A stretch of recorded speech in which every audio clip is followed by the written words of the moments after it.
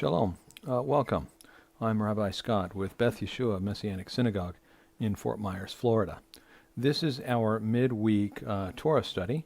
We broadcast this from our home, recording this at home, which is what we started during a time of COVID, and we just kept doing it here after COVID has kind of begun to settle out. We are open for in-person services here in Fort Myers at Beth Yeshua. You're welcome to join us. We'd be glad to worship with you. We'd be delighted to meet you. If you'd like to join us, you can look at our website and you will see information that you can use there to contact us.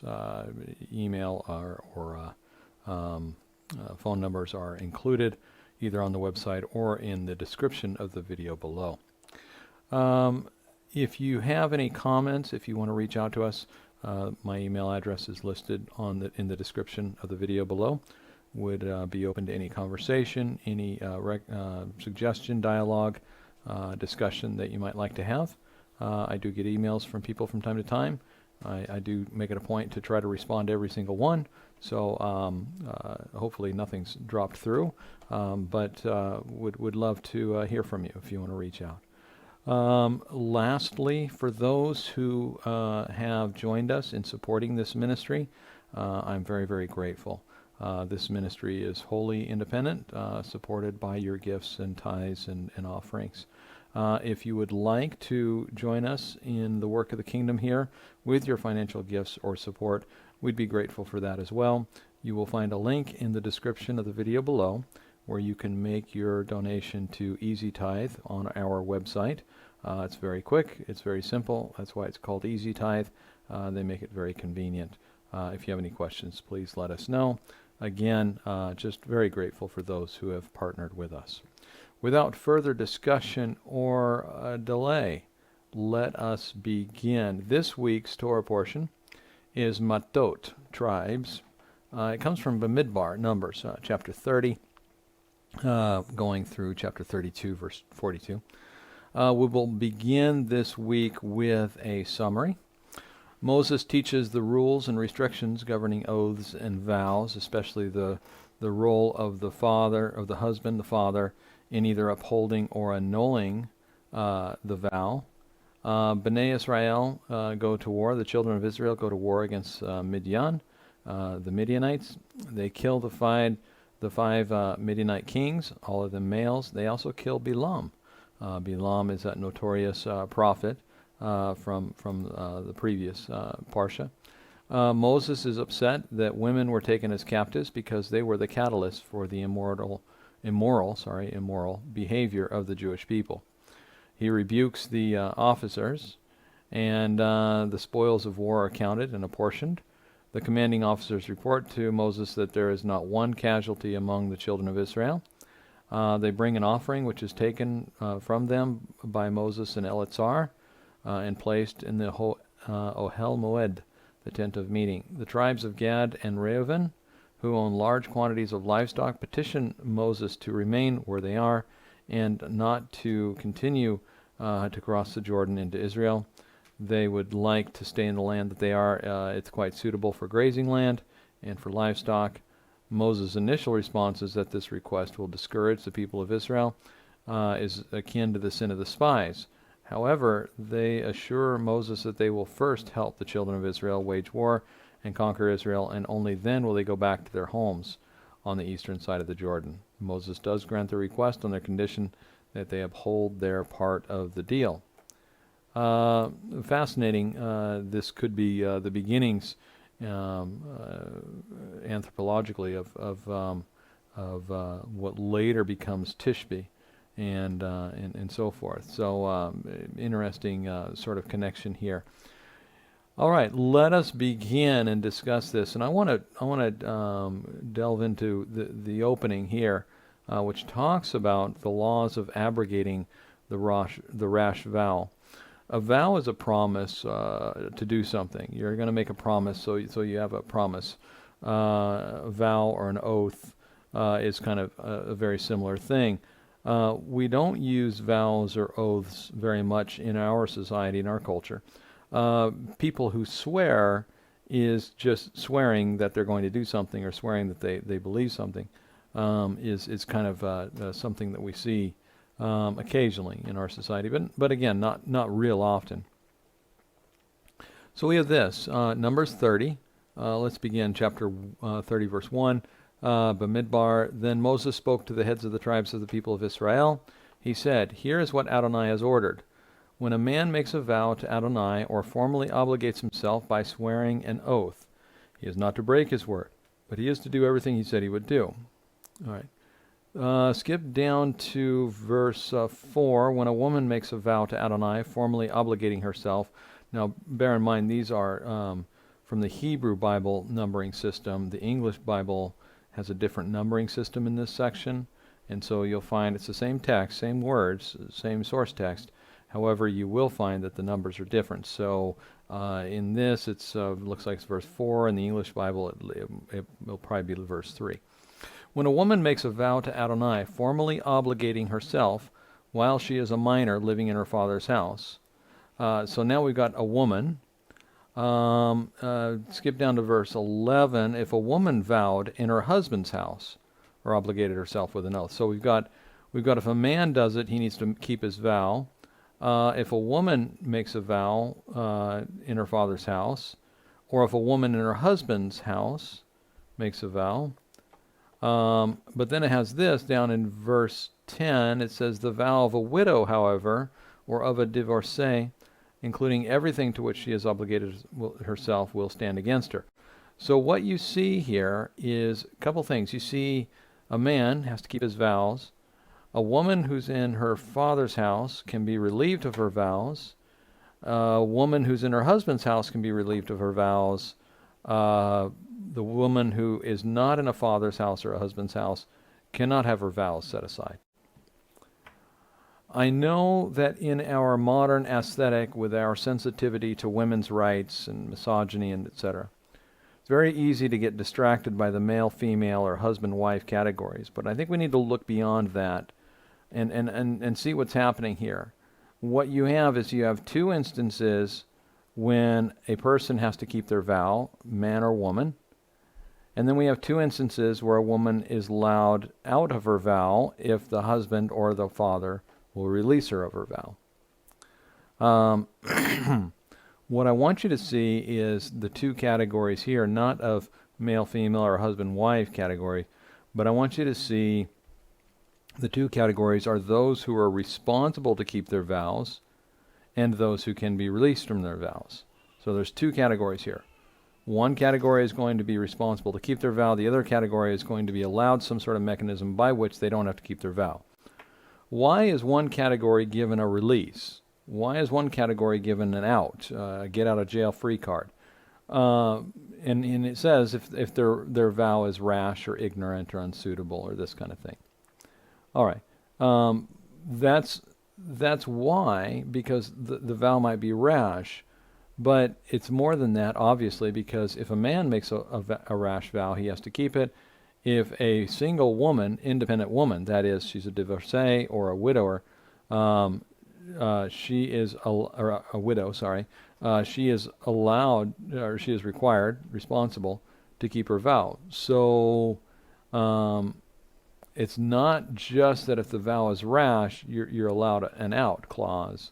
There's some other things going on here. So what's going on here? Let's talk about this from the beginning perspective. What is a vow? What is an oath? Dictionary. Let's go to the dictionary.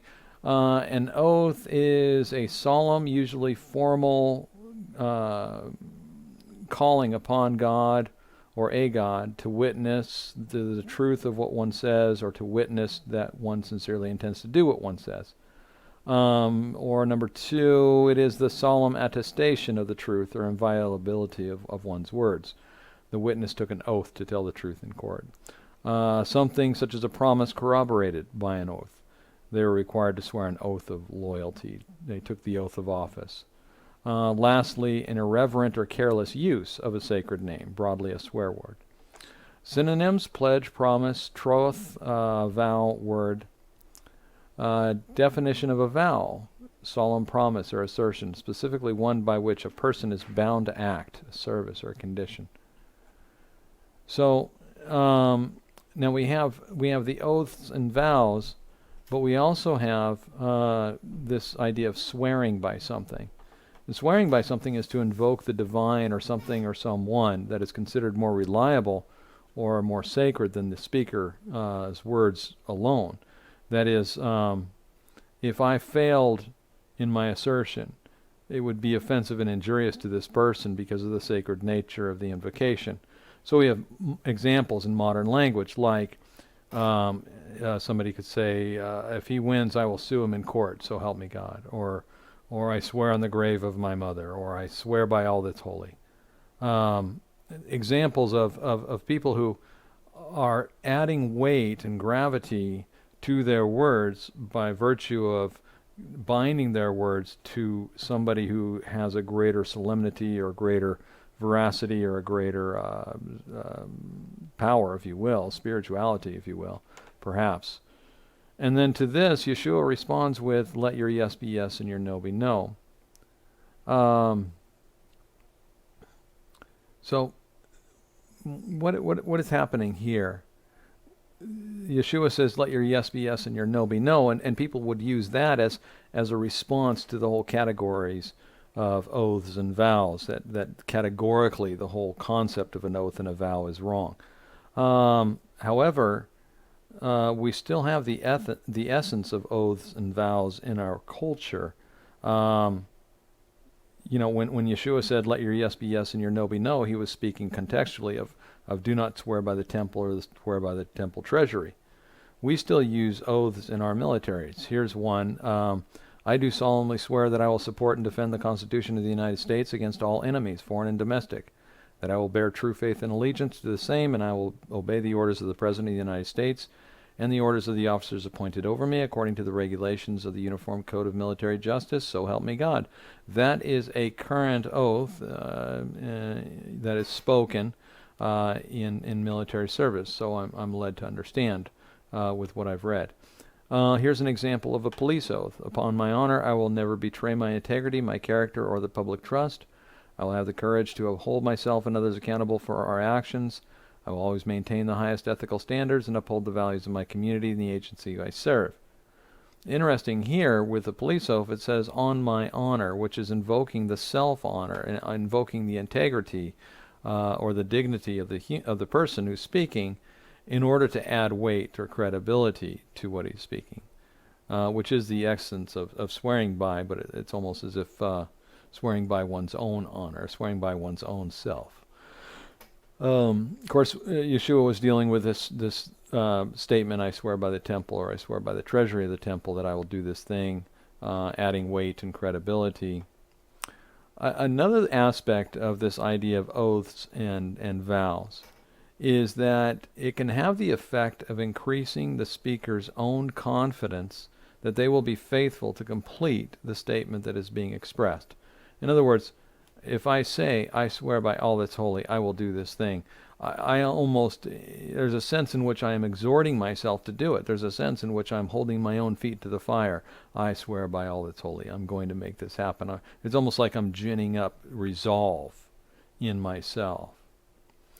There's a sense in which I'm exhorting myself to be more confident than I might otherwise be.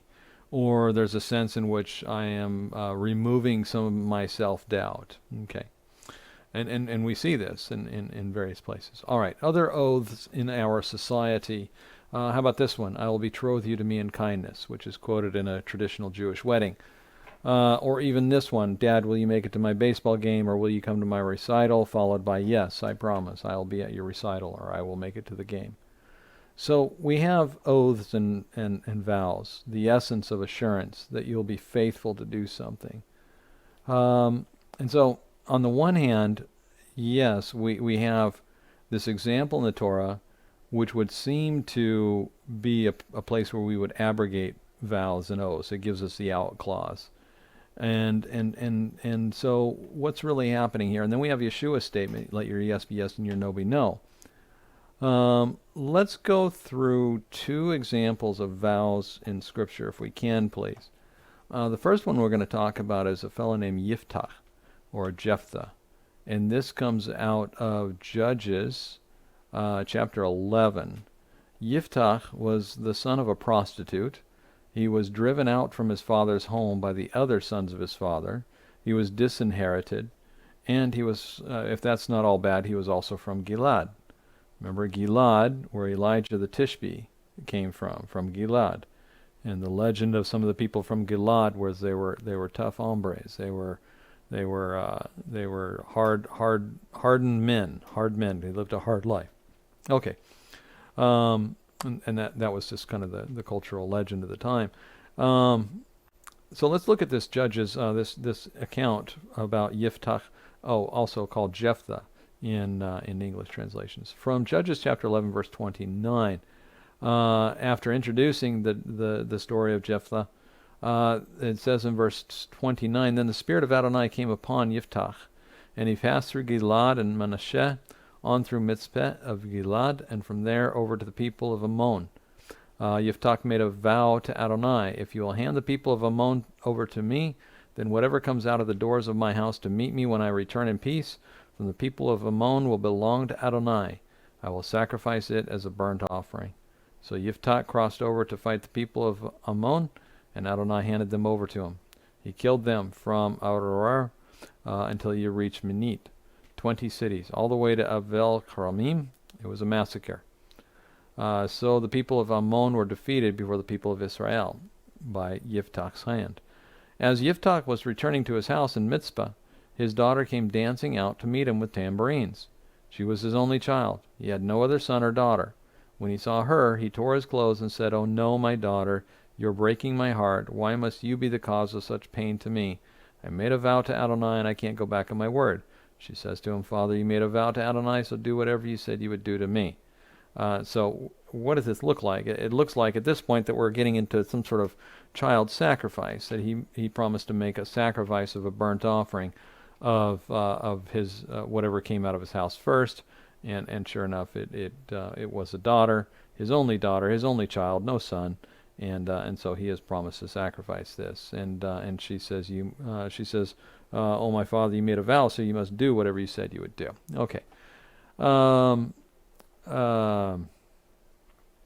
Verse 37, she says to her father, "Just do this one thing for me. Let me be alone for 2 months. I'll go away into the mountains with my friends and mourn, because I will die without getting married."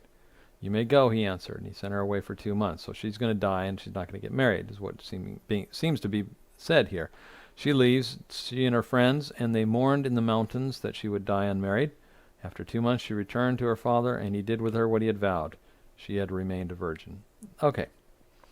You might initially say, oh yeah, here is a clear example of a rash vow with horrible consequences. This might be visual aid number 1 for our current Torah portion. This is why you must be careful the vows you make. And it says that, to be careful the vows you make, because you must keep your vows.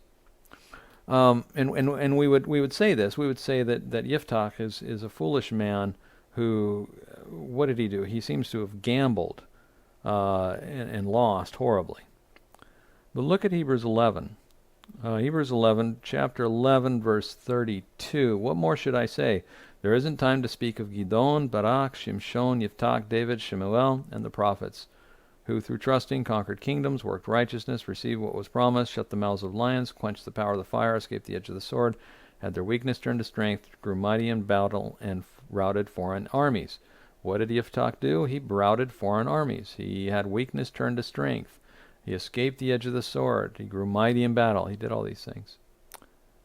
But what does it say here? Verse 32. What more should I say? There isn't time to talk of Gideon, Barak, Shimshon, Yiftach, David, Shemuel.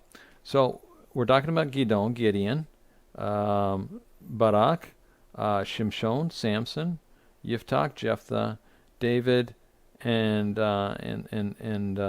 Samuel, and the prophets. What is Yiftach or Jephthah doing in that peer group?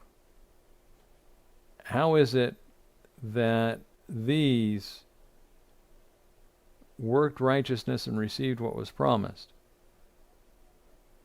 It certainly looks like the author of Hebrews doesn't think Yiftach is a bad person. Then we got this. Go back to verse 29 in your portion in Bamidbar, Numbers. Then the Spirit of Adonai came upon Yiftach. And he goes and he passes through and he goes over there. And it says this in the next verse. Yiftach made a vow. And this is where he makes his vow. So the spirit of Adonai comes upon him, and the next thing he does is he turns around and he makes a vow. What is happening here? It would appear that the vow is the direct response to being filled and consumed with the Ruach, with the Spirit. All right, so let's talk about what could be happening here. One is, one commentator has indicated that culturally, what you would have is when the men returned home from battle victorious, the women would pour out of the houses and singing and with dancing.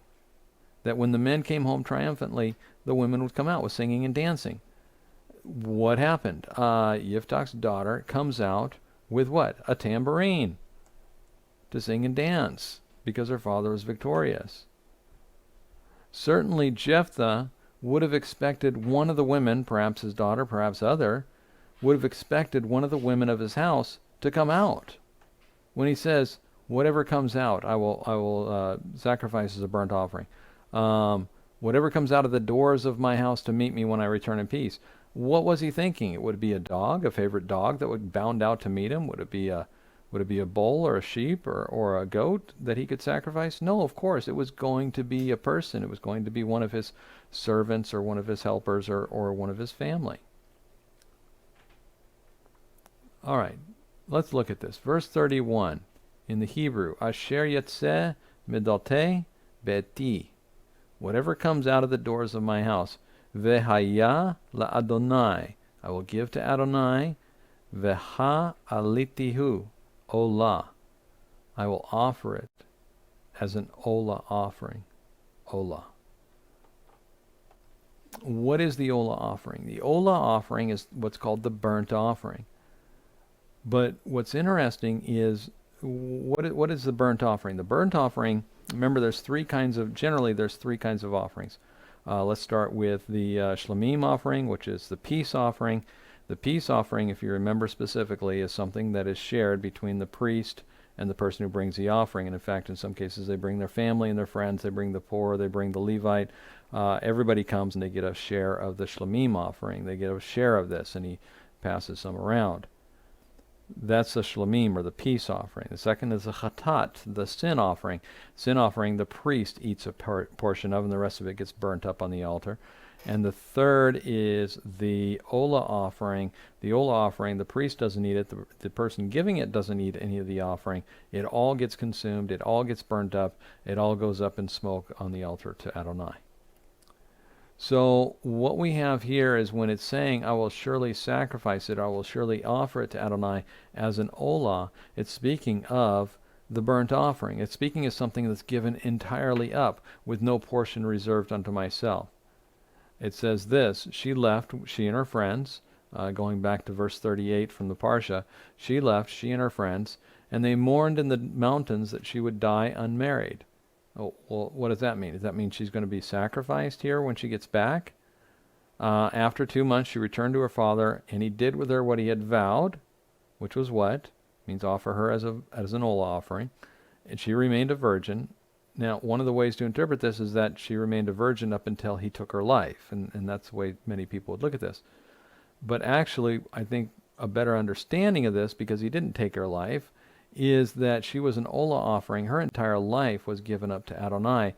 He was not going to marry her off. She was going to remain single. She now, her life now is going to be given in service to Adonai. So this is not a child sacrifice, as many have written. Rather, this is the olah offering, the burnt offering, in the context of a vow. Right? This all began with a vow. Yiftach made a vow. All right. So that's one of the places where we have an example of a vow. Remember, we were looking for a couple examples of vows in Scripture. All right. The next place that we want to look at for an example of a vow, one of the most prominent places where we see a vow, is that in the narrative of Hannah, the mother of Samuel. From 1 Samuel chapter 1. There was a man from Ramathaim, Tzophim, in the hills of Ephraim, whose name was Elkanah, the son of Yeroham, the son of Elihu, the son of Tohu, the son of Tzuv, from Ephrat. He had 2 wives, one named Hannah and the other named Peninnah. Peninnah had children, but Hannah had no children. And then skip down to verse 12, verse 11. It says this, she took a vow. She said, Adonai Tzvaot, Adonai Lord of hosts, Adonai Lord of heaven's hosts, or God of armies, as some people would translate that. If you will notice how humiliated your servant is, remember me and not forget your servant, but will give your servant a male child. Very specific there. You will give me a male child, then I will give him to Adonai for as long as he lives, and no razor will come on his head. She prayed a long time before Adonai. And what do we see? What happens here? Indeed, she becomes pregnant and gives birth to a boy. Skip down to verse 24, if you could, please.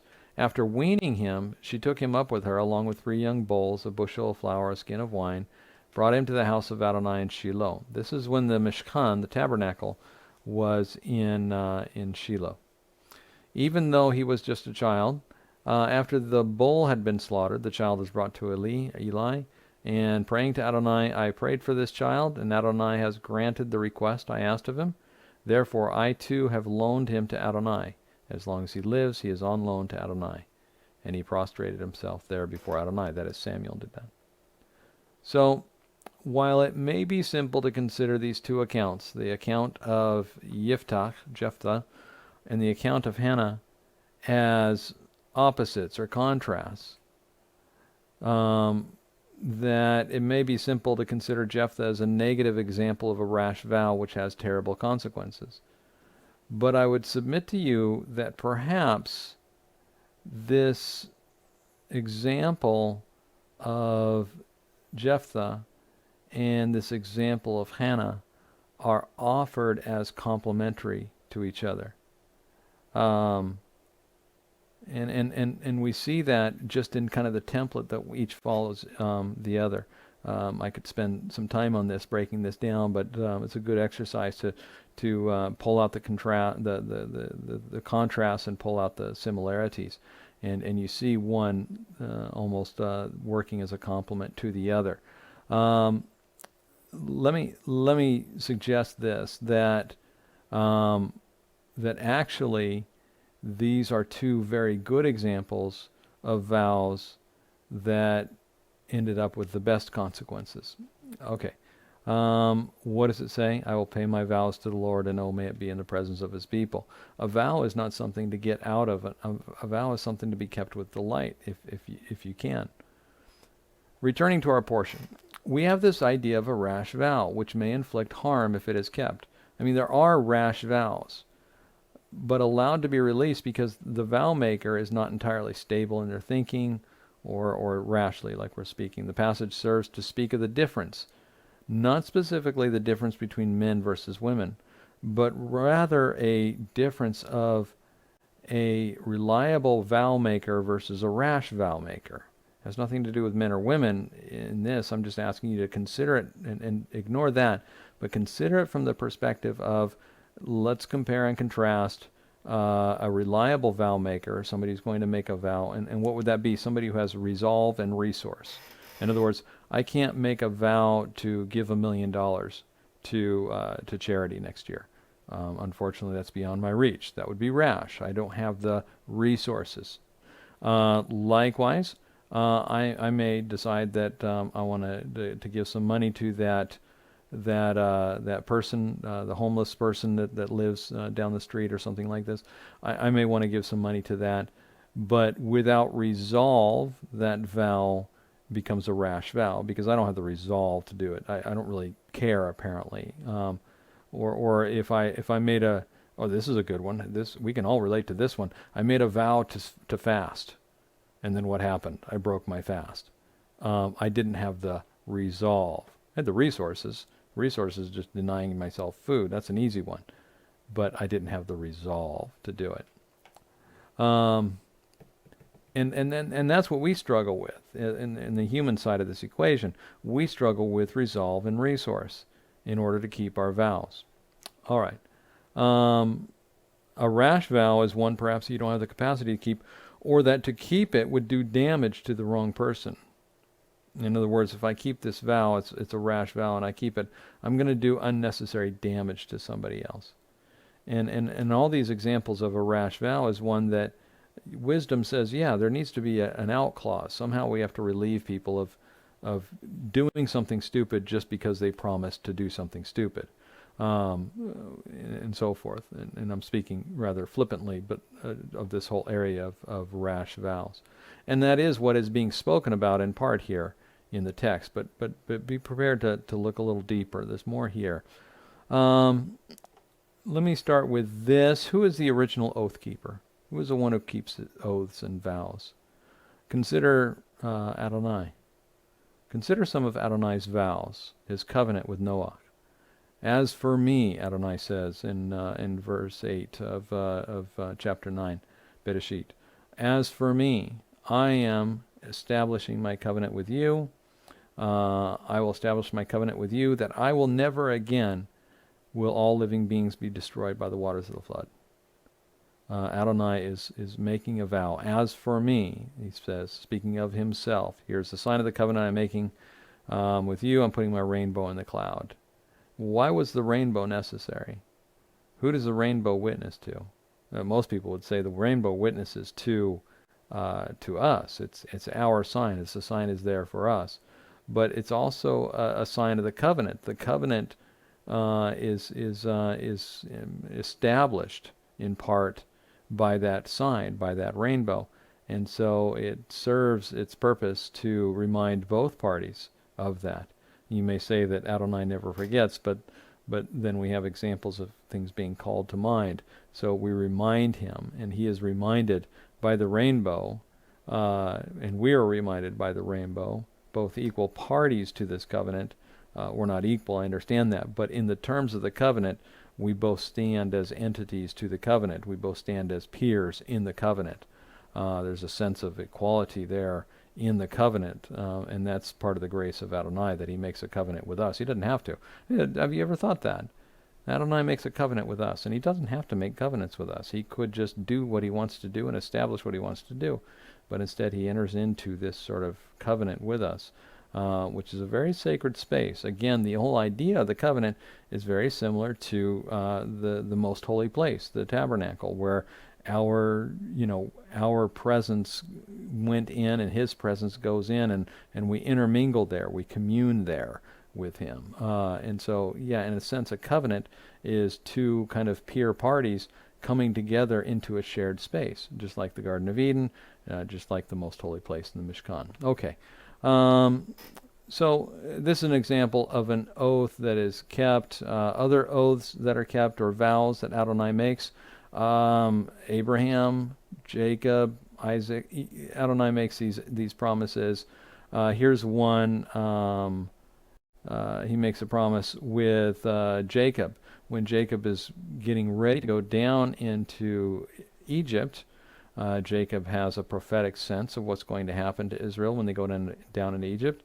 And then, and of course, Adonai promised to Abraham what was going to happen when they went down into Egypt. It was going to be very frightening. It was fearful. Remember the covenant of the parts, and there was much fear and terror in this vision, this dream of the people of Israel going down into Egypt.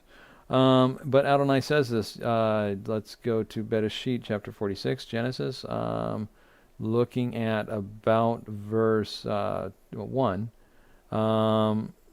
Let's skip on down, to verse 3. He said, I am Adonai, I am God your father, God of your father. Don't be afraid to go down to Egypt. It is there that I will make you a great nation. And then he says this, but I will also bring you back here again after Joseph has closed your eyes. So what is this? He says who he is. I am God, I'm the God of your father. He says who he is, and then he makes a promise. I will also bring you back here. See, there's that kind of swearing by, lending weight and credibility to your words. Who I am, adding that identity. Okay. Later with Moses, we've got some promises. Later with Yeshua, we've got vows. From the Revelation chapter 22. Pay attention, says Yeshua. I am coming soon, and my rewards are with me to give to each person according to what he has done. Yeshua says, behold, I'm coming soon, says other translations. Behold, pay attention. This is what I say. Okay, so Adonai as an oath maker, Adonai as an oath keeper. Adonai keeps his oaths. Yeshua is going to keep his oaths and his promises. Let's return to the example now of Yiftach's daughter, and I'm going to try to summarize this, or try to close the loop on this for you quickly here. Let's return to the example of Yiftach's daughter, Jephthah. Says she remained a virgin, that the line of her father was going to end because she had been dedicated to Adonai. So I want you to think this through with me. Consider that we are betrothed to Yeshua. Betrothed in the Jewish tradition is that you have all the rights of marriage, all the rights and covenants and responsibilities. It is as if you are married, except one, those of marital intimacy. It's as if you were married, but you don't have marital intimacy. What would we call that? It's as if you were married, but you were still a virgin. What does it say of Jephthah's daughter? She remained a virgin. What do we have with Yeshua? We are betrothed to the bridegroom. It is as if we are a type of spiritual virgin. Do you see this? We are betrothed to him, but we haven't received. We're waiting for the veil to be lifted. We're waiting for this marriage to be consummated face to face. It's not a sexual virginity, it's a spiritual virginity, if you will. We are that type, waiting until the veil is lifted. This is our veil. We are the ones who are veiled. He is not. We do not see clearly. He clearly sees. It says in 1 Corinthians 13, so this is what I'm suggesting to you, is that we have this type of spiritual status where we are betrothed, but we are still not consummated because we don't see him face to face. I would suggest to you that the daughter of Jephthah is a type of the believer today. And what is why does Jephthah's daughter have the status that she has? It is because Jephthah made a reliable oath in the power of the Spirit. Yeshua made a reliable vow, a reliable oath, filled with the Ruach, filled with the Spirit. He has the resources, he has the resolve, he will keep his word. Our vows are sometimes made without resources, without the resolve, but his vows are made with his own resolve and his own resources, and he will keep his word. What is it, his word, that we're waiting for? What is the word of Yeshua that we're waiting for right now? I am coming soon. I am coming soon, and my rewards are with me. Revelation chapter 22. This is what we're holding for, and so we see this here in this Torah portion. And what would we say in response to this vow that's been made about us, that all heaven and earth is a witness to? You know, what does it say in the Psalm? It says, "Oh, may pay my vows. May it be in the assembly. I will pay my vows to the Lord. Oh, may it be in the presence of his people."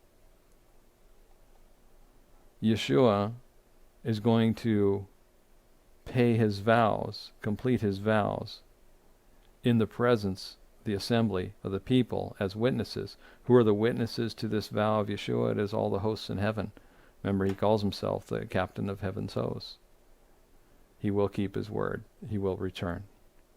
Amen. Come, Yeshua. Yeshua ta'adon. Yeshua, he is Lord. The Spirit and the bride agree together.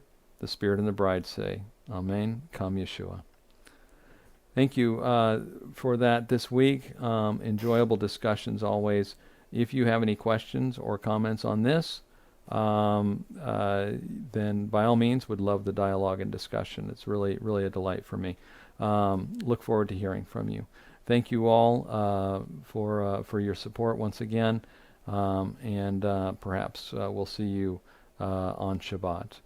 May Adonai bless you for the balance of your week. Shalom, shalom.